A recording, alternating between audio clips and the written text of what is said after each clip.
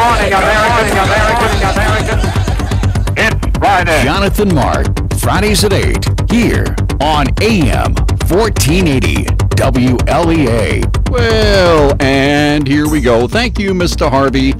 Always upbeat and cheerful, as usual. Well, interesting morning so far. I arrived at the station, and the door was locked, okay? No big deal.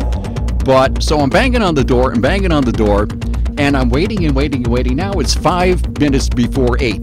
Thinking, there really isn't a whole bunch of time left here. So Brian was in the control room there doing the things that Brian does. And he didn't hear me banging on the door because the door is locked. But here we are, safe and sound. Anyway, Friday, always the best time of year, no matter when it occurs. And this Friday, it occurs on March 15th, otherwise known as the Ides of March. The Ides of March, ring a bell? Yep, it was on this day in 44 BC or BCE or whatever they call it now. Anyway, that Julius Caesar was assassinated. Mr. Caesar was on his way somewhere or other when he was met by a group of senators who didn't like the way things were going. And, well, that was the end of Caesar. March 15th was also the deadline, according to the Roman calendar, for settling debts. Now, how does that kind of work out? That's really interesting. Yep, settling debts on March 15th, the Ides of March. So we should have read his horoscope. And it's also the old income tax deadline. It used to be March 15th. Now it's April 15th. And, many years ago, I thought that the U.S. Congress could not have chosen March 15th at random. I mean, there are 365 days in a year. So why make Income Tax Day the Ides of March? Sort of an oddball sense of humor there. Anyway, now it's April 15th, so we have another month to worry about things. Yesterday, this morning, I got up at my usual ridiculous early time, around 1:30 or so, and it was 51 degrees in downtown metropolitan Almond. 51 at 1:30 in the morning. Now I think it's 49, Brian, or 47 or something? I think it's 49 right now. 49, so it was 51 at 1:30 in the morning. Wow, what a change from a couple of weeks ago when it was like 5. It's 51 degrees.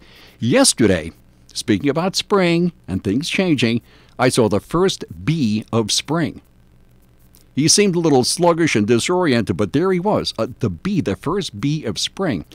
And this morning I'm sitting outside having a cup of coffee, as I said, at 1:30, and I smelled something I haven't smelled in a long time. The damp earth. You could smell things are kind of thawing out now, so you have that earthy type smell out there. Beautiful smell. Spring has a distinct smell, and in my book, it's the smell of damp earth. It really smells nice because you haven't smelled anything all winter. So let me see. The smell is as much a part of spring as the peepers, which I haven't heard yet. Probably a little too chilly for them. Now, summer has its own smell, too. And summer usually smells like a new mown lawn. That is a great smell. Freshly cut grass, wonderful smell. So in the summertime, we also have, freshly cut lawn, flowers, barbecues, a campfire, assuming there's not a burning ban in effect. And what else? Fall. Fall smells like wood. Fall smells like wood. I don't know why, but fall smells like wood. Maybe a wood-burning stove a few doors down. Winter, of course, has no smell. So there you go. Well, big news this week. You've undoubtedly heard of this major college admissions scandal that's been all over the news this week, and who knew that something could knock Robert Mueller off the front page? He's investigating... what's he investigating now? I kind of lost track. I don't know. It started out with Trump and Russia collusion. Well, that was years ago. It was sometime during the century. I do remember that. So it's been going on for quite some time, but who knew that he would be knocked off the front page, at least for a couple of days? This college admissions scandal. A lot of people with a lot of money allegedly bribed officials at various very upscale colleges and universities to admit their children. And we're talking Harvard, Yale, UCLA, USC, Stanford, Georgetown, Wake Forest, and more. I mean, these are really upscale schools. Dozens of people indicted on serious charges, mail fraud, wire fraud, and it was called Operation Varsity Blues, conducted by the FBI. Now, bribing college officials to enroll your kid is just, I mean, that's wrong on a number of levels. It's highly unethical for a start. And really, what good does it do their kids? To get a degree based on a lie really doesn't do anyone any good. I mean, it's just a nasty thing to do. And one of the dozens and dozens of people charged is, well, I'm sure many of our listeners watch the Hallmark Channel. So you know who Lori Loughlin is. And she's one of their big mega stars. And she's been released on $1 million bail, by the way. $1 million bail. That seems a little harsh. But anyway, $1 million bail. Now, old Lori is in a slew of Hallmark mystery movies and Christmas movies and whatever. So, as we heard on the news just a few moments ago, Hallmark has now cut their ties with Lori Loughlin. She's gone. So now what? That's going to leave a big gap in their programming. But have no fear, I have a solve. Or at least a one-shot deal. A 2-hour made-for-Hallmark movie called Dueling Pancake Breakfasts. Okay? Dueling Pancake Breakfasts. It's set in a small village in northern Vermont, where a lot of Hallmark movies are set. And here's the plot. Now, you got to follow me on this. 2 service organizations plan to offer an all-you-can-eat pancake breakfast. Not unusual at all, but it turns out that they both plan to have it on the same day at the same time, only 1 block apart. Now, can you see where this is going? That's right, a rivalry springs up. Which organization, which group can attract more people? So, I've also thought of the 2 leads. Maybe Steve Carell heads one group and Adam Sandler heads the other group. Anyway, one group puts up billboards all over the village advertising theirs, and the other group buys full-page newspaper ads advertising theirs. So both groups are putting up flyers all over the place. Meanwhile, I've included a love interest in true Hallmark fashion, sort of a Romeo and Juliet angle on it there. The daughter of the head of one group is in love with the son of the head of the other group. But because of the rivalry between their parents forbid them from seeing each other. Now we have drama, action, intrigue, raw human emotion. Frankly, I sense an Emmy coming here. So one group ups the ante by also offering an all-you-can-eat pancake and sausage breakfast. And the other, not to be outdone, offers an all-you-can-eat pancake and eggs Benedict breakfast. So the first group fires back with an all-you-can-eat pancake, sausage, and steak and eggs breakfast. And the second group then offers all-you-can-eat pancakes, eggs Benedict, and lobster bisque. Pancakes, eggs Benedict, and lobster bisque. Well, emotions reach a breaking point. It's too much. So both groups are going to have it out in the village square. One is armed with spatulas and whisks, and the other is armed with egg beaters and mixing bowls. So finally, right before the brawl starts, the 2 young lovers, remember them, inject themselves between the 2 groups. And they cry, "Stop! You must end this madness! Can't you see what you're doing? What's become of us? Why can't we all just get along?" Well, that brings everyone right back to their senses, and they all drop their weapons and shake hands. And then, in the final scene, we see the entire village sitting down to a massive all-you-can-eat pancake, sausage, eggs Benedict, steak and eggs, and lobster bisque breakfast in the village square. And everyone lives happily ever after. I'm telling you, it's Hallmark. It's a winner. It can't miss. Now all I need is a good agent. There are a few details in the plot here, maybe another subplot going on. Maybe I can add a spy somewhere or something. I don't know. Anyway, all I need is a good agent, or maybe I can make an independent film, and all I need is a little bit of financial backing. So I'm not quite sure how that'll work, but I think it should help Hallmark at least a little bit. And let me see, what else is going on here? Let me see. Oh, yeah. You know, you know someone for years and years, and then something happens, and you realize you never really knew them at all.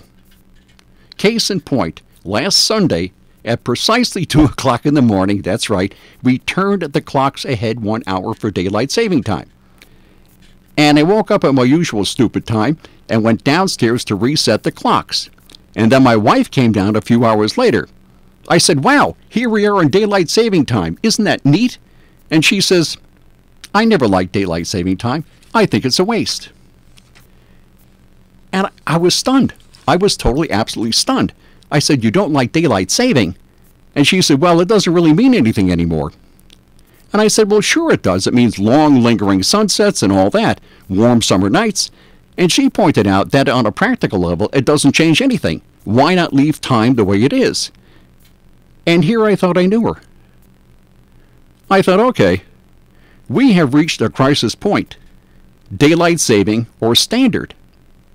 But in my usual fashion, I have come up with a solve. Now, Patty's birthday is in June. So I will buy her another kitchen wall clock as a birthday present. And then we'll put them side by side in the kitchen. Mine on daylight saving time and hers on standard time. And we could go by whichever one we choose.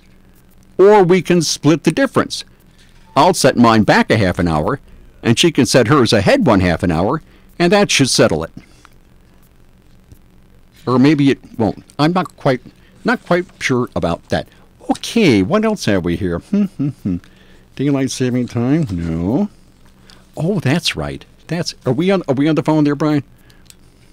We got Rob Carolyn with us. Okay, so we're going to take a break. All righty, we'll be back. From the Fox Sports Studios in Los Angeles, here's Eddie Garcia. Checking college basketball conference tournament action in the ACC quarterfinals. It was number 5 Duke beating Syracuse 84-72. In his return from missing about a month with a knee injury, Duke star Zion Williamson had 29 points. He was 13 for 13 from the field. Also advancing in the ACC tournament were North Carolina, Virginia, and Florida State. In the Big 12 quarterfinals, it was West Virginia upsetting number 7 Texas Tech 79-74. That's a 10 seed over a 2 seed. Also moving on to the Big 12 quarterfinals was Kansas State, and Iowa State. Big East quarterfinals, your winners were Villanova, Xavier, Marquette, and Seton Hall. In the Pac-12 quarterfinals, Oregon, Washington, Colorado, and Arizona State all win to advance. NBA games of note, the Nuggets get a Nikola Jokic buzzer beater to beat the Mavericks 100-99. Denver is now 1 game back of Golden State for the best record in the West. Raptors over the Lakers 111-98. The Celtics get a Kyrie Irving triple-double in a 126-120 win over the Sacramento Kings. Hello, Rob, are you there? Jonathan, I am. How are you this morning, sir? Good. Nice and warm. It was 50. Yeah, welcome change. I mentioned on the air it was 51 at 1:30 this morning. And you were excited. You said spring's here. That's it. Winter's over. Oh, yeah. Well, we'll see. You never know. This is the southern tier of New York, so you never really know what's going on, which is why we speak with you. So That's what's right. going on? We can tell you that. Well, we've got mild temperatures out there this morning, but they are going away. We've got a cold front pushing across the state this morning, Jonathan, and it's going to lead to cooler weather. Right now, we're generally 45 to 50 over parts of the southern tier, but back to our west, it's cooler. Buffalo only 43 right now. Cleveland's 47. And then you get into the 30s once you get into Michigan, and that's where our air is going to be coming from over the next 24 hours. So don't put the winter jacket away just yet. You will need it. We have cloudiness moving in from the west. It may be accompanied by a couple of showers today. It's going to be breezy. Temperatures, though, they'll do okay. They'll try to end up between 55 and 60. Sunrise this morning was at 7:21. Sunset at 7:17. We have almost 12 hours of day length, which means we are approaching the vernal equinox. That'll take place next week on the 20th. I think the time is 5:59 in the afternoon.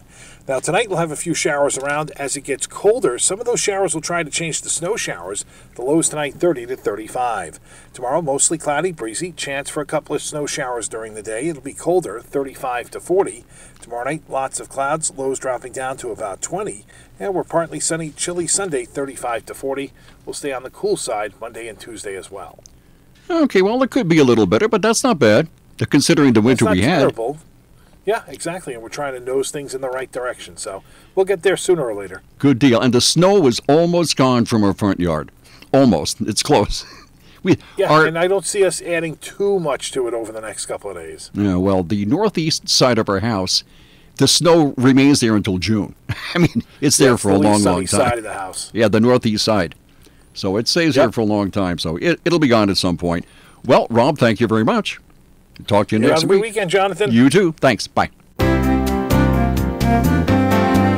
Alan H. Monaghan Tax Preparation was established in 1988.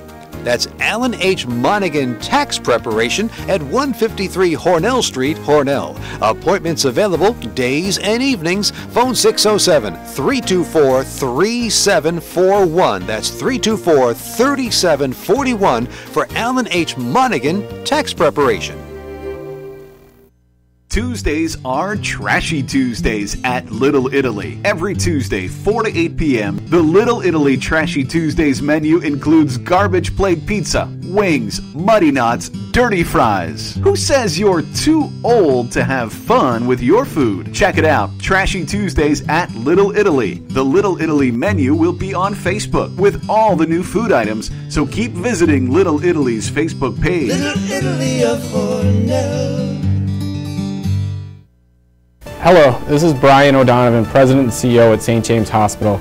I would like to provide some exciting updates that are happening here. We've expanded X-ray and blood draw services at the new medical office building, 7309 Seneca Road North. X-ray is open Monday through Friday at 8 a.m. and weekends at 10 a.m. Blood draw is open Monday through Saturday at 7 a.m. Just walk in. I welcome your feedback. Please feel free to contact me at 607-324-8113. Thanks. And we're back. Okay, very good. You know, speaking about income tax and all that, I wouldn't exactly try this at home if I were you, but this is the way. Until I met my wife, I was rather, how should I put this? A little lax in doing my income taxes. Okay, just a little bit. I figure, hey, it's a lot of trouble, and I don't want to go through it, and I really don't know what I'm doing. So what I used to do until I met her, I think the statute of limitations has probably run out, I would imagine. I would include my W-2s, okay, very important, your W-2s, sign it, date it, and mail it back in. And that's all I did. Now, as I said, I wouldn't advise trying this, okay? So when I told my wife this, and she is very, very knowledgeable about taxes, really knowledgeable, that's all I'm saying, and she was appalled. She said, how could you possibly do that? I said, it worked. Nobody ever said anything, you know, so I figured, this is not my idea. Income taxes are not my idea. It's the government's idea. So I figure it's your idea. You do it. So as I said, I wouldn't really, statute of limitations, it's probably long enough ago, I guess. Okay, let me see. Alexandria. Is there anything else you want to tell us that you've done? No, let me see. Income tax, how far back did they check? I'm not quite sure. Okay, well, look, if an unmarked black SUV pulls up in our driveway, I think I'm going to head out the back door. Okay, well, that was a long time ago, so it doesn't make any difference. What was I going to say? Oh, yes, that's right. Alexandria Ocasio-Cortez, or AOC as she's called, AOC, or as I affectionately call her, an ordinary chowderhead. Okay, AOC.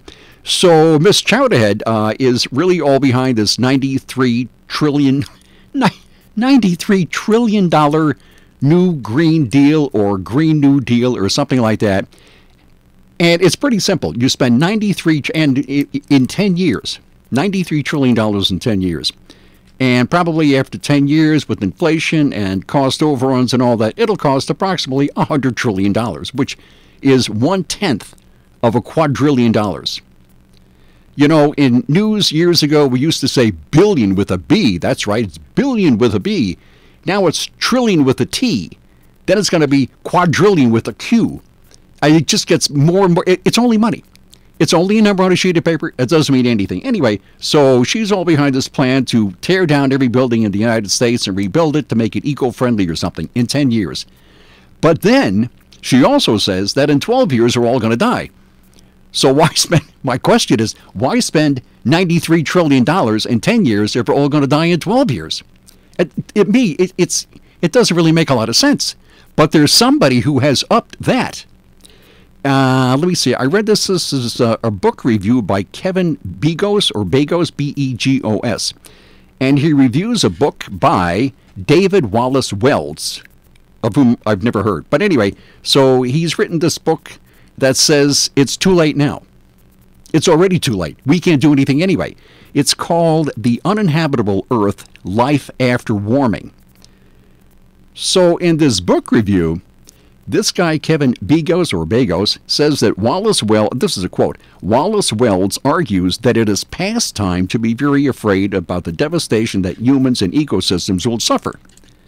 So apparently, he says that rising temperatures in the oceans and air, the seas are rising, we aren't building nearly enough green energy to slow the process, and why even bother, because we're all going to die. Okay, that's basically it. So he has actually trumped Miss Cortez or Miss Chowderhead or something. So it's too late now. I just don't get it. Anyway, that's the new Green Deal, approximately $100 billion in 10 years. And I don't know exactly how that's going to work. I don't know. But anyway, that's the new Green Deal, and that's an ordinary Chowderhead and her thing there. Okay, let me see here. What else have we here? Well, we've got, I think I've, let me see. That appears, oh, that's right, St. Patrick's Day. Duh. Big deal in Horn. Okay.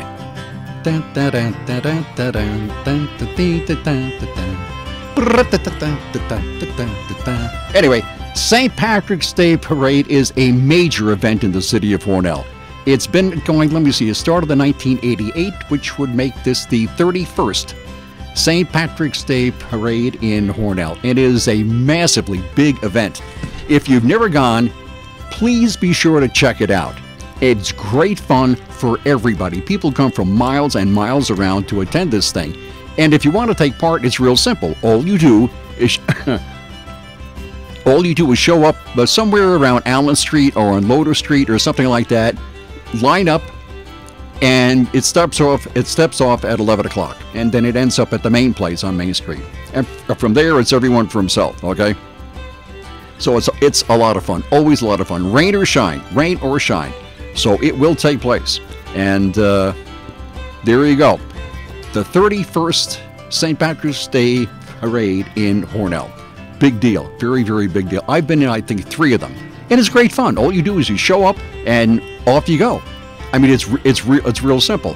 It's been billed for years as the largest unorganized parade anywhere.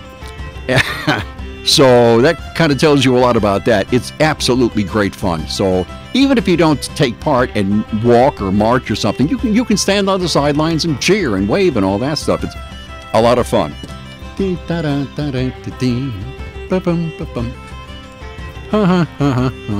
I guess that's it. Oh, we're done. Okay, see you next week.